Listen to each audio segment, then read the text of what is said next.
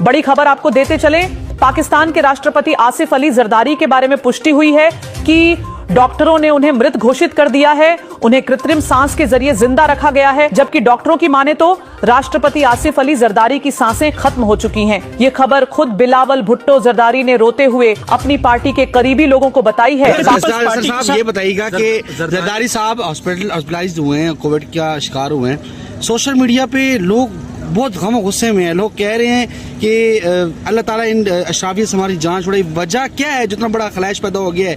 अवाम को ये पसंद है नहीं चेहरे, और एक तरफ इमरान खान जो अडयाला जेल में कैद है, 22 करोड़ अवाम उसके लिए रिहाई के लिए दुआएं मांग रहे हैं। वजह क्या है? वजह तो मुझे नहीं पता, वजह कुछ होगी तो ये हो रहा है ना। अगर नून लीग इस तरह कर रही है पानी के मामले के ऊपर, तो पीपल्स पार्टी उनकी इत्तेहादी है यहाँ पे, तो वहाँ पे ये क्यों नहीं इशू बनना चाहते? नून लीग बर्बाद होना चाहती है तो वो बर्बाद होना चाहती है। ये पानी नहीं लिया जा सकता सिंध का, कोई सूबा नहीं ले सकता। मैं पंजाबी हूँ। सर ये बताइएगा, कुछ अमरीकी लोगों की इमरान खान से मुलाकात हुई, इस हवाले से बड़ा इस वक्त इस खबरे को बड़ा उछाला जा रहा है। क्या समझते हैं, ये मुलाकात के बाद इमरान खान की कोई रिहाई हो सकती है? क्या मामला बनने जा रहा है? पता नहीं कौन से अमरीकी लोग हैं, कौन मिले हैं, किसको मिले हैं, कोई पता ही नहीं है। इस तरह हवाई बातों से तो नहीं वो रहा हो। लेकिन हुकूमत तो कह रही है कि अमेरिका के कुछ लोग बिल्कुल इमरान खान से मुलाकात की उन्होंने।